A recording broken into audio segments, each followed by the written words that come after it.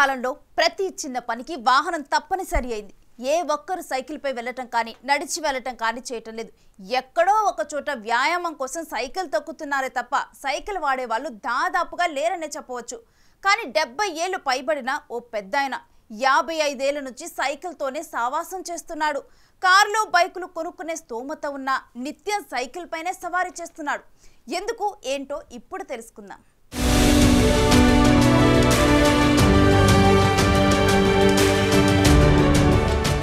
సూర్యాపేట జిల్లా కోదాడ పట్టణ కేంద్రంలో ఎస్కే బాబు అనే పెయింటర్ ఉన్నాడు.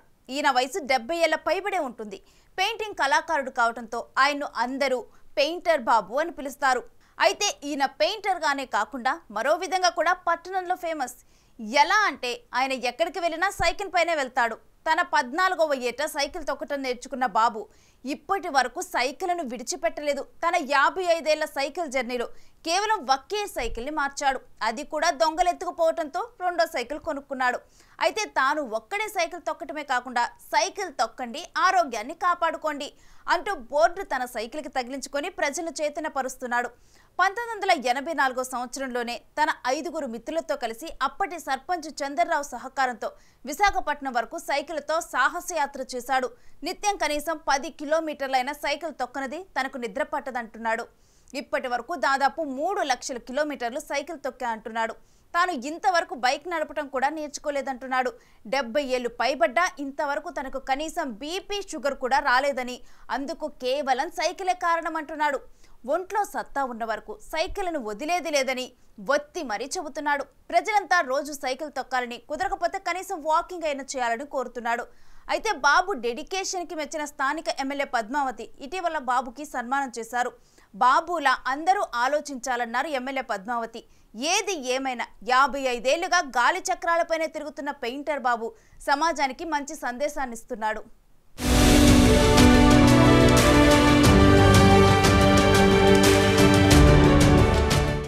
నా పూర్తి పేరు సాలార్ మహమ్మద్. ఇక్కడ పెయింటర్ బాబుగానే నన్ను గుర్తుపడతాను. పెయింటర్ బాబు అంటేనే నాకు తెలుస్తుంది. సాలార్ మహమ్మద్ నా పూర్తి పేరు. అయితే షార్ట్ కట్గా నేను ఆర్టిస్ట్ కాబట్టి బాబు అని పెట్టుకున్నాను. దాని తర్వాత పెయింటర్ బాబు అని నేను అంటాను అనమాట. నా దినచర్య ఏంటంటే ఉదయాన్నే నేను 5 గంటలకు లేస్తాను. 5 గంటలు లేచి కోదాడ ఇక్కడ నుంచి దగ్గర రాఘాపురం దాకా వాకింగ్ చేస్తాను. ఫస్ట్ వాకింగ్ చేసి పోయి వచ్చిన తర్వాత స్నానం చేసి మామూలు టిఫిన్ చేసి ఇక ఆ తర్వాత నా సైకిల్. ఇప్పుడు నేను సైకిల్ దొక్కబట్టి 1971 కాడి నుంచి నేను సైకిల్ దొక్కుతున్నాను. ఇప్పుడు ఉన్న సైకిల్ అది పాత సైకిల్, రెండో సైకిల్ అది. ఫస్ట్ సైకిల్ ఒక రాయి ఉంటే మా పాత బజార్లో ఇప్పుడు మేము ఒక సైకిల్ అది దొంగలు తీసిపోయారు. బయట పెడితే వర్షం వస్తుంది, తాళేకుంటే ఇంటి బయట పెడితే దొంగలు తీసిపోయారు. ఆ తర్వాత ఇప్పుడు ఉన్న నేను ప్రస్తుతం నేను దొక్కుతున్న సైకిల్ నా రెండో సైకిల్ అది. ఇప్పటిదాకా నేను సైకిల్ దొక్కటం ఇదే నడుస్తుంది. అయితే విషయం ఏంటంటే సైకిల్ దొక్కటంలో ప్రయోజనం ఏంటంటే మొన్న ఆగస్టు 26 జరుగుతున్నారు ఉత్తమ్ పద్మావతి గారు ఈ మన చింతలపాటి శ్రీనివాసరావు నాకు పిలిపించిండు పబ్లిక్ క్లబ్కి ఇచ్చి మా 3వ అబ్బాయికి జాతీయ అవార్డు వచ్చింది ఫోటోగ్రఫీలో. ఆ జాతీయ అవార్డు వచ్చిన తర్వాత నన్ను మా పిల్లగాడిని నేషనల్ అవార్డు తరపున మా అబ్బాయి సన్మానం చేశారు. 20 తారీఖు జనవరి నాడు పబ్లిక్ క్లబ్ వాళ్ళు 26 జనవరి నాడు జెండా వందనం ఆవిష్కరణ ఉండే. ఆ చింతలపాటి శ్రీనివాసరావు గారు ఏం చేసినంటే దానికి ఇది ఉండి దగ్గర పిలిపించి ఏం చేసినంటే మా అబ్బాయికి జాతీయ అవార్డు వచ్చింది ఫోటోగ్రఫీలో. ఆ అవార్డు గురించి తీసిన దానికి ఒక ఫోటోగ్రఫీ ఏంటంటే ఈ బావుల మీద పైన పిచ్చుక గుళ్ళు పెడతాయి కదా, ఆ గుళ్ళు పెట్టిన దానికి కింద ఉన్న ఒక పక్షి తీసుకొని మేత తీయటానికి ఇయ్యబోయింది. ఆ ఫోటోకి అవార్డు వచ్చినప్పుడు ఏం చేశారంటే అప్పటికే జెండా వందనం అయిపోయింది. పద్మావతి గారు మొత్తం చోట జెండా ఆవిష్కరణలు, గ్రంథాలయంలో, మున్సిపాలిటీ కార్యాలయంలో అన్నీ జెండా ఆవిష్కరణ అయిపోయింది. అప్పుడు 11 అయింది. కేవలం నాకు మా అబ్బాయికి సన్మానం చేయడానికే పబ్లిక్ క్లబ్కి వచ్చింది పద్మావతి గారు. మొదటి రోజు ఇది నమ్మి ఇప్పటికి కూడా పిల్లగాళ్ళకి ఇన్స్పైర్ కావటం నేను చెప్పేది. మన ఎంఎస్ కాలేజీలో పందిరి నాగిరెడ్డి గారు కూడా సన్మానం చేసినప్పుడు ఒక మాట చెప్పిన నేను, మా పిల్లగాళ్ళకు నువ్వు ఇచ్చే సందేశం ఏంది, మెసేజ్ ఏంది, ఈ కాలేజీ ఉంది వాళ్ళకి ఇచ్చే మెసేజ్ ఏంటంటే ఇవాళ పిల్లగాళ్ళు ఏముంది సార్, బస్ స్టాండింగ్ కాడ దిగుతారు, ఆడనో ఊరికి పోస్తారు, ఆడనో దిగి ఎవరినో ఒకరికి చెయ్యి ఆపుతారు. లిఫ్ట్ ప్లీజ్ అని అడుగుతారు. లేకపోతే ఒక ఆటోని పిలిచి ఒక 20 రూపాయలు ఇచ్చి రంగా థియేటర్ దాకా పోయినా నడిచిపోతారు.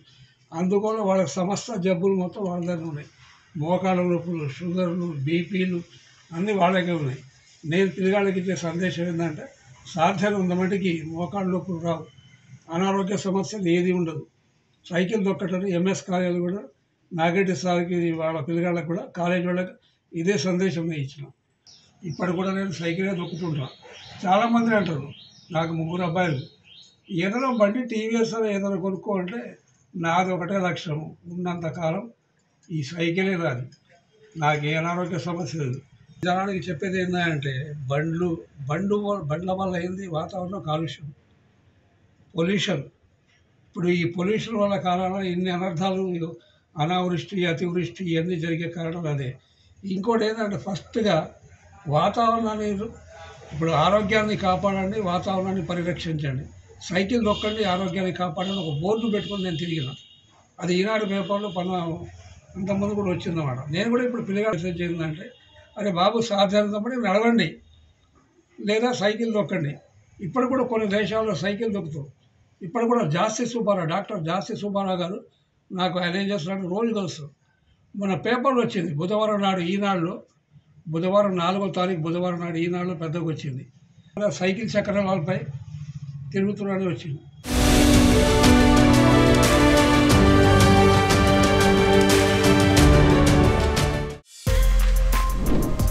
For more videos like this, subscribe Big TV channel.